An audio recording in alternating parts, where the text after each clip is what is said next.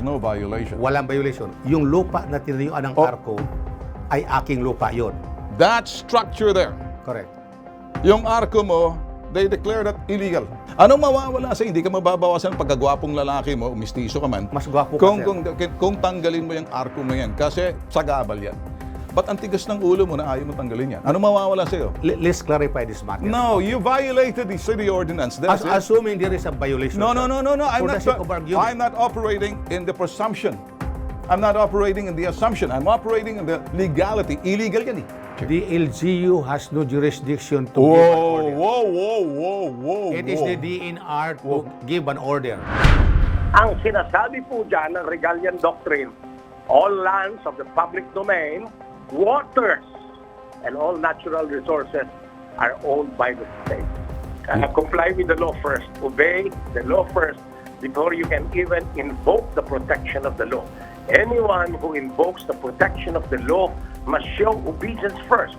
Sabi nga po, Ginoong de la Peña, he who comes to court must come with clean hands. Bago ko tumingin sa bakuran ng iba, tumingin ka muna sa bakuran mo. May problema ka. The law will take its course and make sure na yung ARCO mo na yan, ipapagiba ko yan. Marami diyang magigiba, sir. Well, so it starts with public beach sa Anda, Bohol. Tinayuan daw ng cottage at ARCO na walang pahintulot. Barangay at munisipyo, abay, di daw narespeto. Paglabag sa environmental laws at hindi pagsunod sa utos ng munisipyo, yan ang reklamo ng isang barangay chairman mula sa Anda, Bohol. Dumulog sa hashtag ipabitag mo ang kanyang inarereklamong kinamkam daw ang lupain ng kanilang public beach. Magandang araw sa iyo, Kap. Magandang umaga din po, sir. Okay, Sir Ben. Kap. Okay. Tatanungin lang kita, ito ba'y nakaabot sa mayor ninyo? Opo. Ano naman ang sinabi ng mayor ninyo sa ginawa ng ito? Kasi pagdating sa mga struktura, building, structure, dapat sinusunod yan sa National Building Code. Kung illegal structure to, ang engineering ng City Hall, ang siyang or munisipyo, ang siyang magsasabi, bawal yan, wala kang permit. Pag pinagpilitan nitong individual o kung sinong Talpulano, si Esta, si Judas, si Barabas, si Satanas sa lupa, at pinagpatuloy niya ang paglagay ng struktura na walang pahintulot, na walang permit muna sa munisipyo or sa City Hall, paglabag na yon. Pwedeng magawan ng munisipyo mismo, una sa lahat, yung illegal structure. Ano bang ginawa ng munisipyo, ng engineering? Sila ba'y pinuntahan, binisita para sabihin illegal yan? Nasaan yung permit? Ang municipal engineer po ay binigyan ng instruction ng mayor na inspeksyonin ang area. Tama. Noong in-inspection, totoo po na ito po ay lumabag. At binigyan ng kuan ng No notice. Violation. Yeah, notice of violation. So, ini-ignore po ito ni Abdon de la Peña. Sino tong tao na tong De La Peña na tong sinasabi ninyo? Residente din po sa amin yan. Magkakapit-bahay lang po kami. Alright. Itong parteng to, gusto natin isa-isa. September 2023, nagsimula raw itong illegal na pagtayo ng mga cottages ni Abdon de la Peña sa mismong buhanginan, sa may sand ditong public beach. Pampublikong beach po to.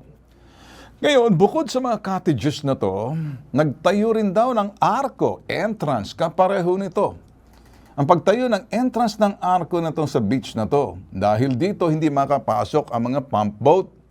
At ginamit niya tuwing ito'y kalamidad. December 4, nag-report si Cap Servando sa kanilang munisipyo upang iparating ang ginawang illegal structure ni Abdon sa kanilang public beach. December 8, nagbigay ng notice of violation ang munisipyo kay Abdon upang ipatigil ang ginawang construction. Subalit hindi pa rin daw natinag at hindi sumunod at tinuloy at patuloy ang pagsuway. Matigas talaga ang ulo nitong si De La Peña na to pagtatayo ng struktura sa public beach. Dahilan daw ni Abdon, pagmamay-ari niya raw ang lupay ng kanyang tinatayong struktura. Well, kahit na pagmamay-ari mo, kinakailan mo pa rin ang business permit. Nakipag-ugnayan ng bitag sa inarereklamong resort owner na si Abdon De La Peña, hindi raw ito makakasagot sa programa dahil importanteng lakad nito sa kanyang oras. Itsura mo lang, ayusin mo muna. Subalit hindi raw humaharap sa bitag, handa raw siyang humarap sa bitag sa susunod na linggo upang sagutin ang akusasyon laban sa kanya. Hoy Abdon, makinig ka! Do not be hard to get because you're so easy, you're so soft for me. If you're trying to play hardball with me, I'm gonna make you so soft na baka hindi mo magustuhan. Ibang Tulfo ang kausap mo. Si Bitag ako. So, umayos ka. Pag ikaw'y nakaabot sa akin, pinagkakaloob namin ang karapatan mong marinig. Hindi kita hinahambalos. I'm giving it a warning because I'm giving you the opportunity, the due process, the right to be heard. So, if you give me the answer na parang suplado ka, ang pagiging suplado mo hindi uubra sa angas ko. Lalamunin kita. Magandang umaga, Councilor John Deligero. Good morning. Sir, nakaabot po ba itong reklamo rito na merong daw ata dyan na hindi na winirespeto ang munisipyo yung kanyang structure building permit? And the violation ata sa public beach, nagtayo ng struktura, nagtayo ng arko, walang permit sa munisipyo. Ano pong ginagawa ng inyong sanggunian? Yes po sir, nag-conduct na po kami ng several investigations regarding po ng ginawa ng tao po na nabanggit po sir. Tapos on Friday last week, na-send na po namin yung third and final notice namin sa kanya para i-remove yung structures na illegally na kinonstruct niya sa easement. Sir, matagal na po to, December pa, tama? There's so much due process na parang ang nangyayari po rito, you're doing every due process and they're using the system of due process and they're abusing it. Apparently, pag hindi nyo po nababasa, you're being ignored and you're being defied. Are you coming up with the ordinance? Kulang pa ba yung ordinansa ninyo na dapat kailangan patgibayin ng batas? Nagdapat gumawa kayo ng ordinansa dyan? Hindi kaya? Actually sir, provided na po yung mga batas namin dyan sir. Well, nasa kamay na po yan ng municipal engineer ang implementation. Well, why can't you just simply let the engineer kayo sa legislature, kayo dyan sa sanggunian, because you have the ordinance, why can't you let them implement? Ay, ang problema kasi sir, pinag-uusapan, nabubuisit po yung tao pag pinag-uusapan po natin, alam natin ang trabaho natin, tanong, ginagawa ba natin? Ilang beses na kayo nilabag nito, ilang dinilog na sa inyo, konseho na po kayo patawag nyo ng barangay dyan. Pag pinatawag nyo ng barangay, patawag nyo si Mayor. DILG po, gamitin po ninyo lakas ng batas. May court po tayo na pwede pong i-remove na yan. Due process too much. Kaya po sir, kaya po isinandal na po namin sa municipal engineer. Tapos, Bakit hindi nyo na po kumuha ng court order to demolish the structure na illegal? May batas po tayo, may hukuman po tayo, sir. Get your legal to move and then get that move na talagang sa munisipyo, sa RTC o MTC ninyo. Kumuha na kayo ng court order to demolish the illegal structure kasi nagde-defy na po. Pagtawag na po kayo ng pulis dyan. Why don't you do that? Bakit sa mga squatter stricto po kayo? Bakit sa mga squatter stricto po kayo? Pagdating sa mga pribado, ang hihina ninyo. Ayoko pong bumaba to tell you exactly what to do with your job, and so is your vice mayor, and so is your mayor. Nasa ilalim po kayo ng DILG. I-report mo yan kay Benhar Abalos. Si Benhar Abalos, i-report yan diretso kay Secretary Loizaga. And pag ayaw pa rin sumunod, then go to the Department of Justice kay Boyeng Rimulya. Use lahat na power na ganyan para bisitahin siya ng sinasabing, PAO lawyers, and then yung mga prosecutor to say, if you do not, then diretso na sa hukuman yan. Pag yan na nagsama Department of Justice, DILG, DNR, yung kung sino man yung kulangot na yan, madali lang yan tirasin or madali lang yan ewan kung sabihin natin, mukhang natitinag po kayo Palisin nyo na yan dyan. Illegal po yan ang sinasabi. Nagbigay na, parang binabali. Para tuloy walang silbing munisipyo ninyo, sir. Sir, I'm sorry, but I have to be very brutally frank about this. Okay na po yan sir. Okay? Ang kinakailangan po ay kilos. Ganun lang po. Okay? Maraming salamat, sir. Inaasahan ko may action po tayo by next week. Okay, sir? Sige sir. Okay, sige. Maraming salamat. Okay. Mga boss, hindi po ako nagsisino and I don't want to feel na parang akong arrogant. Hindi po ako arrogante. Ginagawa ko lang po ang trabaho ko kasi kung minsan nakikita na po natin na kung minsan may pagkukulang, nakita po natin kahinaan, ako nakita po natin kung saan pagkukulang. Hindi ko po trabaho, pagsabihan sila, ako po'y trabaho po namin, ipaalaala sa kanila. Hindi ko po trabaho, itulak sila, para gawin ang trabaho nila dahil sila'y binabayaran ng gobyerno or hinalalangilan sa kanila, ako po'y matataenga at bibig ng taong bayan. Ginagamit ko pong sandata yung kapangyarihan ng Fourth Estate na pakilusin, makipagtulungan sa pamahalaan. Ito po yung aking ambag. Okay sa'yo? Anong gusto mong sabihin? Maraming salamat po sir sa iyong tulong kasi kapag kami lang po ang gumagawa ng aksyon, talagang dinidipay kami ng tao na yan, napakatigas talaga. Iwan ko kung sino sinasandalan niya. Malalaman ko yan. Ako'y nagpapasalamat. At nakita ko na pumunta ka rito, nag-effort, bibigyan kita ng buong galang na lahat ng karapatan mong marinig at hindi kami nagtatabla rito. Napansin ko na motivated itong barangay kapitan, pinsan ko po ito. Okay.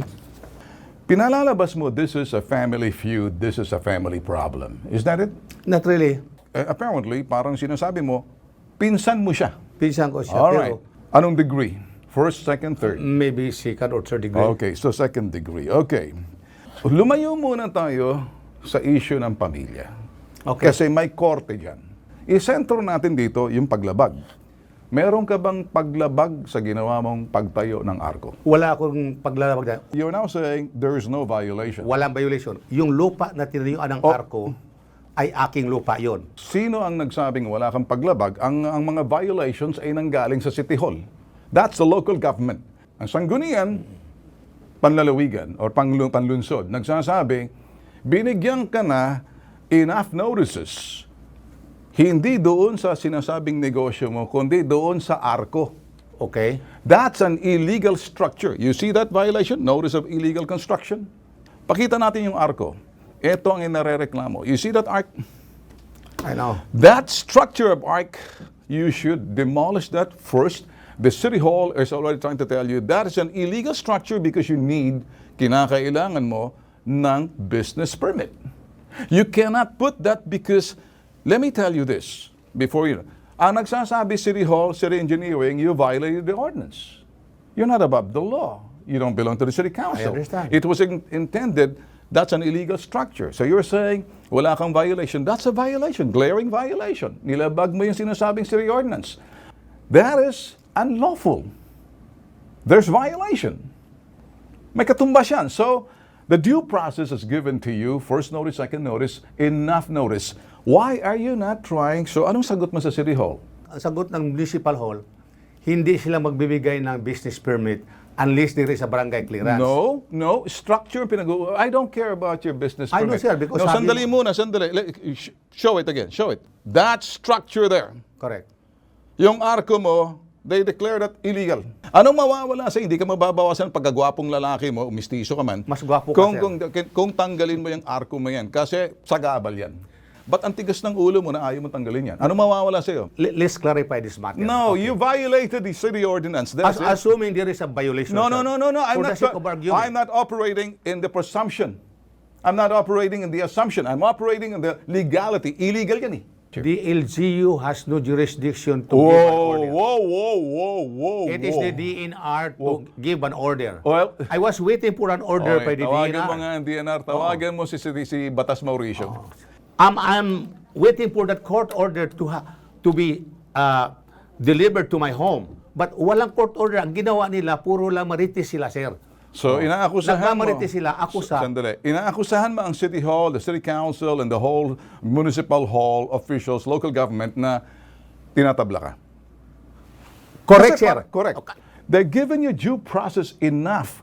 December, January, up to now, enough due process. How come you're still stubborn and defying the City Hall na parang sabi mo tama ka? As far as I know, I don't violate because the fact remains that I own the land. Who makes the law? Well, legislator makes the law. Okay, so now, But do you agree with that? do you have the proof that I have violated that? Okay. Ano bang sabi ko sa'yo? The City Council says, at yung sanggunian, binigyan ka ng due process, says illegal construction. There was no order from the What I municipal call law. that? Meron ka, Abdon de la Peña. Oh. Sir, wala. Okay, sandali That is muna. only a notice, sir. Sandali muna. That's not an order. Well, now it's telling you to demolish. That's for ano some notice of demo- violation. Okay, NOB ganito lang yan, sir. Sandali, Wala pang sandali, order. okay. You know what? They have to get the order from you the are the you HR are or now. the court. You have the appetite to debate with me, but I'm not going to No, I'm debate just telling with you the Okay, truth, sir. no, your truth is still in question. Attorney Batas Mauricio, magandang umaga sa iyo. Ano ang nakikita mo, Attorney Batas Mauricio? This is a beachfront na sinasabi, illegal yung structure. Now, sinasabi niya, wala siya na-commit na violation. Enough notices, sabi niya, hindi na daw order yon.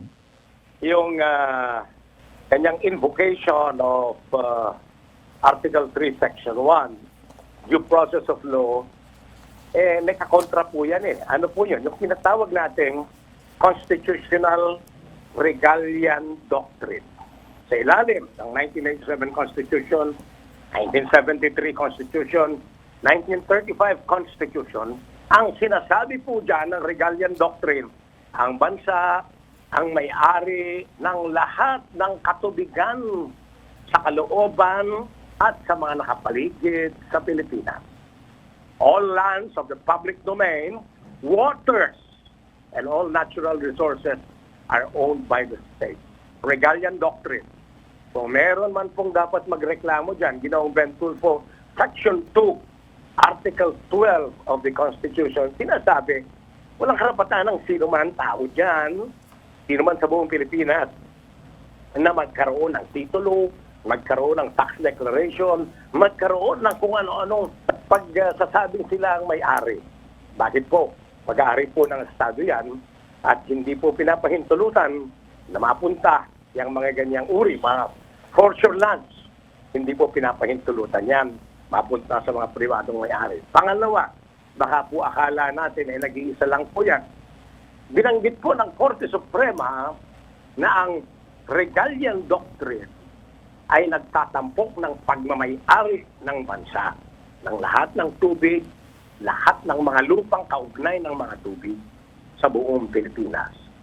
Yung pong nakaraang tatlong saligang batas natin, 1935, 1973, at 1987 Constitution, Ginoong Ben Tulfo, mga kababayan, nagbabawal sa pagpapatitulo o di kaya sa paggamit man lang sa pribadong kaparaanan ng ating mga beachfronts. Bawal po yan. May nakasulat po na batas na Espanyol pa, Ginoong Ben Tulfo.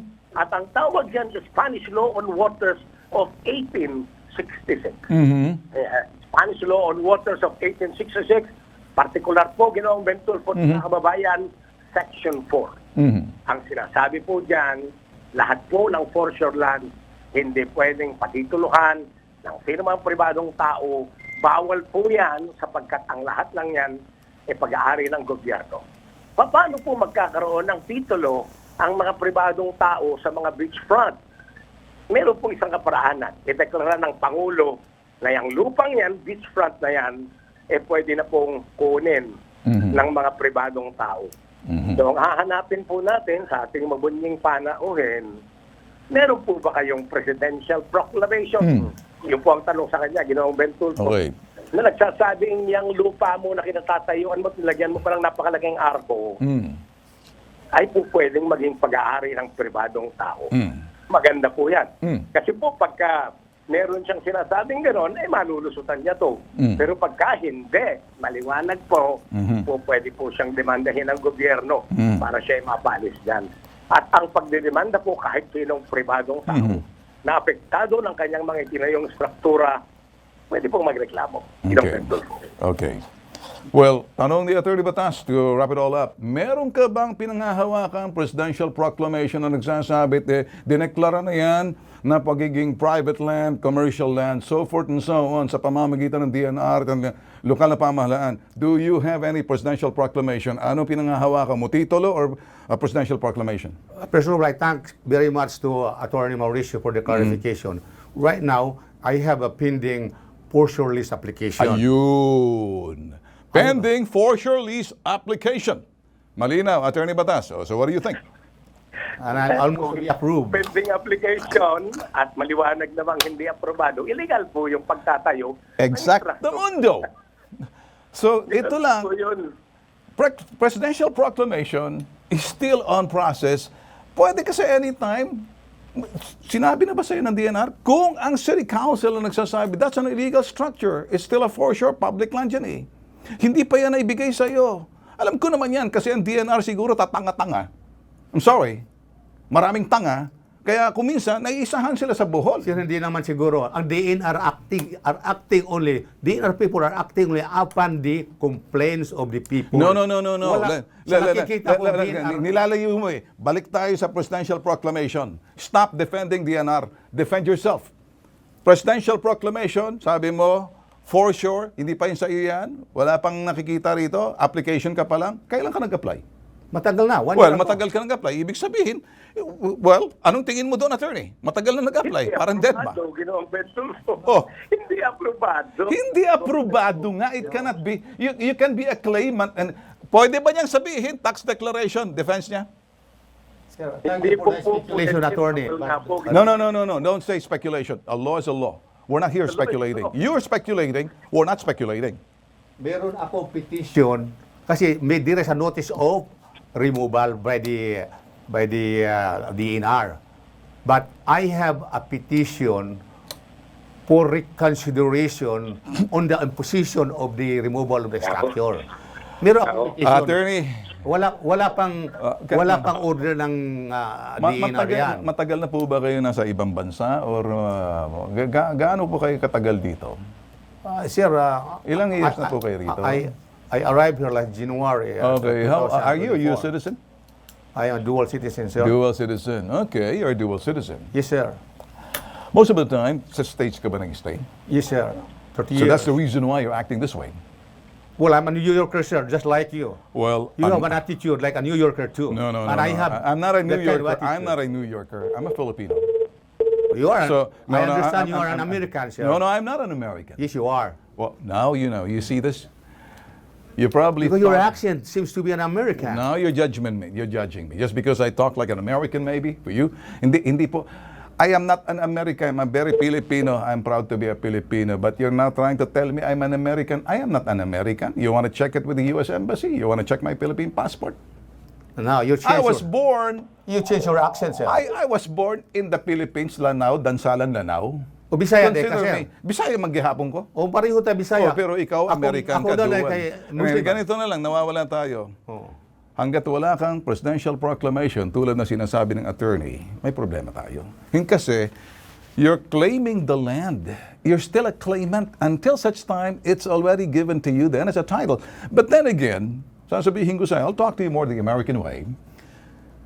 Pasensya na po kayo medyo magta-time out ako rito. Until such time you can produce a title or presidential proclamation, I will respect that. For now, follow the law.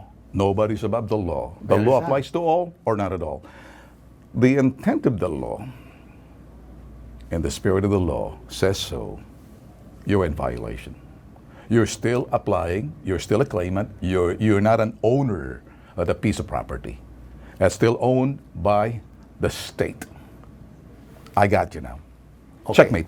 Tell you Has no this, jurisdiction over that property, sir. Where do you get the intestinal fortitude to say that you own the land? As a matter of fact, you still don't. I own the land. No, the state owned the land. I have the Come title. on. You don't have the title. You're still a claimant under presidential proclamation, subject to the approval. Attorney Mauricio has been invoking the Regalian doctrine. But we are the people here. We are entitled to possess property. Okay, sige. Tawagan uli mo dito na alam mo kasi, boss, with due respect, I'm not here to debate with you. I just want you. And I'm not I too. just want you I to just follow love to the see you. law. I just love to talk to you. Yes, now Because you you're are a talking. kind of guy, good-looking guy. Okay, And you thank you so much, but that's You not- can articulate your position, and I can do, too. No, ganito na lang, boss, kasi maraming nanonood sa atin. Okay. Ayaw ko kasing isipin nila ang mga taga-Bohol, abusado. Hindi naman, sir. No, baka ting Mababait ang taga-Bohol. hindi, kasi yung mga iba riyan, kasi isa ka doon. Ang mga Bohol, I love Bohol. Thank you. Alright?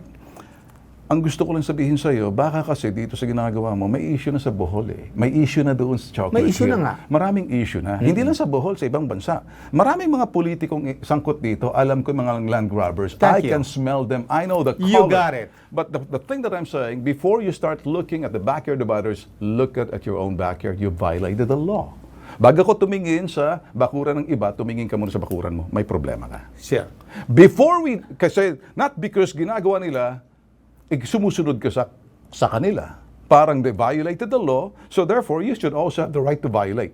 Kung ito mga putok sa buho na to, na mga politikong sinasabi mo, putok sa buhong tawag ko sa kanila, sila yung sinasabi natin na pinagsasamantalahan gamit ang kalang kapangyarihan. Magiging diretso na ako rito. Silang hinalal ng taong bayan para pagsilbihan, silang kumakamkam. Is that what you wanna hear? Anong gagawin mo sa ARCO?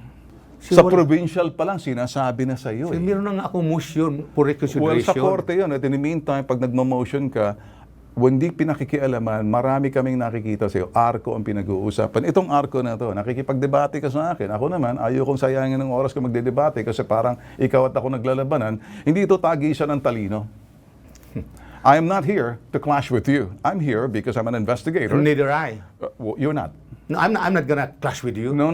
You are even closer than me. You're not an investigator. My job, I'm at the Fort Estate. You are a respondent. And I I'm respect giving- journalism. I love your job.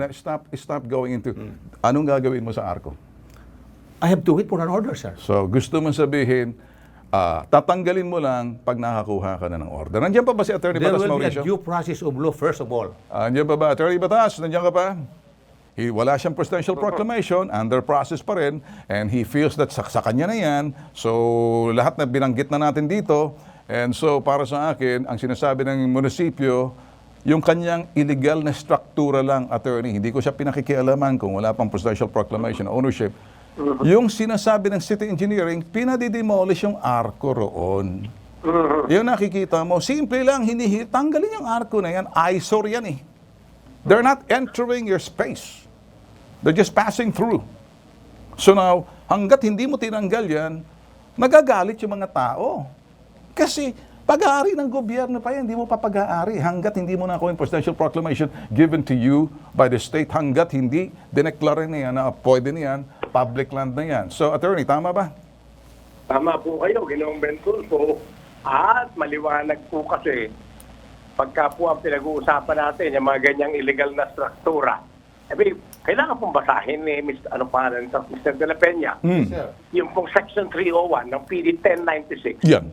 Illegal construction without permit, Ginoong Bentulfo. May parusang pagkakabilanggo po yan, 3 taon o mahigit pa. At automatic po dapat ang desisyon dyan ng City Hall, gibain yan kay gusto ni Mr. De La Peña o hindi na magiba. Paglabag po yan sa National Building Code, ulitin ko lang po yung provision, Section 301, Presidential Decree 1096. Ginoong Bentulfo. So, dito, attorney, malino na po ang sinasabi natin. Ako naman, nagpapasalamat dito kay Mr. De La Peña. Nagbiyahe pa siya rito. Gusto niya tayo makita. Hindi naman ako nakikipagdebate sa kanya, attorney. Ako naman, I'm just trying to express or binoboses ko lang sa kanya kung ano yung nasa batas. Lalong-lalo na kayo, kabisado yung mga batas. Presidential Proclamation, Presidential Decree, lahat na po yan. For now, nakausap po namin ng City Hall, nakausap po namin yung Municipal Hall, nakausap namin yung in charge dyan sa isa sa konseho, pati yung engineering. They're saying na binibigyan siya ng sapat na panahon, more than enough to voluntarily remove the structure na hindi nila muna gagawin. Kaya siya pumunta sa atin at ang sinasabi niya, hindi. Hanggat hindi sila, ano bang gusto mo? I-demolish yung ano mo or ikaw magde-demolish? I don't know right now. I cannot answer you right now. All right, so maybe, do you need an advice, a legal, a free advice kay Attorney Batas? He doesn't work. I'm gonna seek advice from my own lawyer. Well, okay. I have a lawyer. So if, you're a lawyer? No, I have a Oh, lawyer. you have a lawyer. Okay. So in the meantime, you're in violation of the law. You don't own the land because you don't have any presidential decree to show. Otherwise, you're in violation of Presidential Decree 1096. Well, assuming that's Section true, but we have to it's go not for this due is not an process. assumption. Okay. We're just invoking the law. Attorney, may last word ka ba? Kasi he's entitled to his opinion. He can defy all he wants. At the end of the day, I want to see that the structure tore down. I'm sorry. Tama po yun. Dapat pong gibain na niya kasi para may panahon pa siyang makaiwas sa kasong kriminal. Dahil kahit na sino po na makakita niyan, makikitang illegal, delikado po yan, katayuan niya dahil pwede siyang idemanda Not necessarily City Hall employees anymore. Not necessarily Ang taong bayan. office. Taong bayan na po yan kung pwedeng magreklamo sa kanya. At yun po yung binabanggit natin, may parusang pagkakabilanggo po yan sa sino mang nagtatayo ng ganyan. Ngayon po, baka sabihin sa atin, hindi natin binigyan ng pagkakataon mga paliwanag si Mr. De La Peña. May building permit po ba kayo? May fencing permit po ba kayo? Wala. May construction permit po ba kayo dyan? Wala. Lahat sinabi ng City Hall. With that, attorney, maraming salamat. Inarticulate mo na yung law. Can I have a last word, sir? You can. Okay. Attorney, I have done my best effort to produce the license permit, barangay clearance, but I was being blocked by the Punong Bayan, Amora. So what will I do? And that property, that ARCO there, is situated on my own land with tax. Do that. Comply with the law first. Obey the law first before you can even invoke the protection of the law. Anyone who invokes the protection of the law must show obedience first. Sabi nga po, Ginoong De La Peña, he who comes to court must come with clean hands. And that's If why your I'm ready to go to the hands are court. clean because there's a violation, may problema na po kayo dyan. And I'm not supposed to be advising you. Yes. We are just notifying you about Yeah. the law, Yeah, okay. Mr. De La Peña. Salamat po. Meron na ako, Mr. Thank you De La very Peña. much, sir. Thank you, attorney. Okay. Mr. De La Peña, with due respect, binigyan kita ng pagkakataon. I may disagree with you, but, well, I disagree agreeably with you. I disagree agreeably with you because I do not agree with you. And I apologize for whatever you know I what? said But to you know what? The law will take its course. I will stand doon sa mga and make sure na yung ARCO mo na yan, ipapagiba ko yan. Because that's on behalf of the city ng munisipyo ninyo. And then, dito sa parting to, nirespeto kita, I want to see that tore down. Magkakatunggali na tayo yan. Kasi tatayo na ako doon sa mga taong tumayo. Tandaan, elected official yung barangay. And from that, lumapit sa amin. Fourth Estate ako. But I will use available resources because in the Fourth Estate, because I see the infirmities, kasama ka sa infirmity. Marami diyang magigiba, sir. Well, so it starts with you. Ang nag-iisang pambansang sumbungan, hindi po umaatras kung sino po ang tama, talagang itatama ko, tulong at serbisyo. Ilalabang ko, hindi ko iiwan, hanggat matibag po yan, tatak, bitag. Ako po si Ben. Mas kilala po ako si Bitag, hindi po Tulfo, apelyido ko lang po yun eh. Ito po yung programang walang sinasanto, walang sinisino, ilalabang ka, hindi ka iiwan, tandaan, Ben Tulfo, #ipabitag mo.